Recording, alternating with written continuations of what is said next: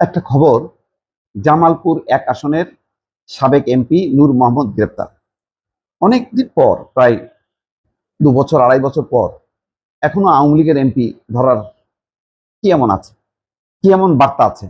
হ্যাঁ, আরো অনেকে কেউ কেউ লুকিয়ে আছে এখনো পর্যন্ত।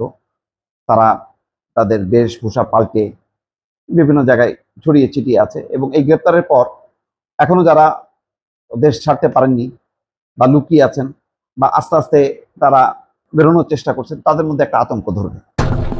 এই গ্রেপ্তার কেন, খুব ঠিক স্পেসিফিক একটা মামলা, ওই মানে ওই বিস্ফোরক আইন, হত্যা মামলা, এই সমস্তগুলো কমন কিছু বিষয় আছে। জানি না তার বিরুদ্ধে অন্য কোনো অভিযোগ আছে কিনা, কিন্তু এই ঘটনার মধ্য দিয়ে একটা বার্তা আছে। আজকে দেখেন, সংসদে প্রধানমন্ত্রী তারেক রহমানের চীন এবং মালয়েশিয়ার সফরকে অভিনন্দন জানিয়ে, ধন্যবাদ জানিয়ে সংসদে সর্বসম্মতভাবে ধন্যবাদ প্রস্তাব গৃহীত হয়েছে। এটা মিন করে যে বাংলাদেশে এখন সরকার এবং বিরোধী দল যে যে মেরুতে থাকুক না কেন, যে ধরনের বিরোধিতায় থাকুক না কেন, পাল্টাপাল্টি চলুক না কেন, আওয়ামী লীগ ইস্যুতে, ভারত ইস্যুতে তারা কিন্তু ঐক্যবদ্ধ। এবং গত 18 মাসে ইউনূস সরকার এবং এই সরকারের 4 মাস যদি ধরি, তাহলে 24 মাসে, প্রায় 2 বছরে একটা জিনিস প্রতিষ্ঠিত হয়েছে, যে আওয়ামী লীগ এবং ভারতের বিরুদ্ধে একটা জাতীয় ঐক্য গড়ে উঠেছে।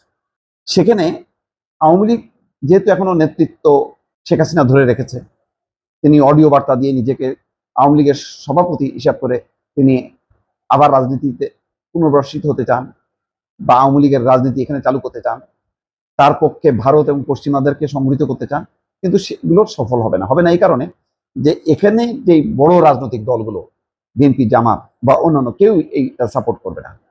এবং এটা একটা 5ই আগস্টের গণঅভ্যুত্থানকে বিদেশিরা যেভাবে দেখেছে, তাতে দেখেছে তারা এটা সত্যিকার অর্থেই জনতার একটা অভ্যুত্থান। এটা আওয়ামী লীগ যতই বলুক না কেন, এটা জঙ্গিবাদ, মৌলবাদের চক্রান্ত, এটা হবে না। এই কারণে সাম্প্রতিক সময়ে আওয়ামী লীগের তৎপরতা বেড়েছে, ভারতের সাথে সম্পর্কটাও তুলনামূলকভাবে ভালো হয়েছে, এবং পর্যটন ভিসা চালুর মধ্য দিয়ে মানুষের যাতায়াত বাড়বে। এখানে হয়তো আওয়ামী লীগ মনে করতে পারে তাদের লোকজন এই সুযোগে পর্যটন ভিসায় চলে যাবে, আবার হয়তো আসতে পারে, এরকম একটা পরিবেশ হয়তো তারা আশা করেছিল। এবং 23শে জুন যেভাবে সরকার শক্ত হাতে প্রতিষ্ঠাবার্ষিকীর কর্মসূচি ভণ্ডুল করে দিয়েছে, তাতে বার্তা হলো এটাই, যে রাজনৈতিক সরকার হিসেবে বিএনপি অথবা তার বাইরে যে বিরোধী দল জামাত, কেউই আওয়ামী লীগকে ছাড় দেবে না, আওয়ামী লীগকে ছাড় দেবে না। নির্বাচনের সময় শিথিল ছিল, নির্বাচনের সময় ভোটের ব্যাপার ছিল, সেই কারণে অনেকে গেছে আওয়ামী লীগের কাছে, আওয়ামী লীগের সমর্থকদের ভোট চেয়েছে, ওই হিসাবটা অন্য। কিন্তু সত্যিকার অর্থে রাজনীতির মাঠে আওয়ামী লীগ কার্যকর থাকুক, এটা গ্রহণযোগ্য হবে না। সেই কারণে বিএনপি সরকার আস্তে আস্তে, কিন্তু প্রথম দিকে মনে হচ্ছিল বেশ রিল্যাক্স, এখন কিন্তু তারা কঠোর হচ্ছে, সেটা নিশ্চয়ই দৃশ্যমান হয়েছে।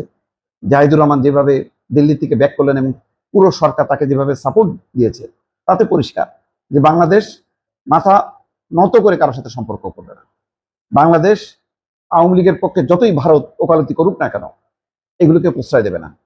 এবং আওয়ামী লীগ আলটিমেটলি পশ্চিমা দেশ বা ভারত কখনো তাদের পক্ষে সোচ্চারভাবে বক্তব্য রাখবে না, কারণ 5ই আগস্টের গণঅভ্যুত্থানটা সারা বিশ্ব মেনে নিয়েছে। তারা দেখেছে এটা মানুষের অভ্যুত্থান, এটা কোনো মৌলবাদী জঙ্গিবাদীদের কোনো চক্রান্ত না, এটা সত্যিকার অর্থেই একটা মানুষের অভ্যুত্থান। সুতরাং সেই অভ্যুত্থানে সরকার বিরোধী এই পক্ষের সঙ্গে পুরো বিশ্ব থাকবে, দেশের মানুষও থাকবে। এই অবস্থায় আওয়ামী লীগকে একটা বার্তাই হয়তো দিল বিএনপি এই নূর মোহাম্মদকে গ্রেপ্তারের মধ্য দিয়ে, যে না, শেখ হাসিনার নেতৃত্বে এই আওয়ামী লীগের সঙ্গে বিএনপি বা জামাত কেউই আপোষ করবে না।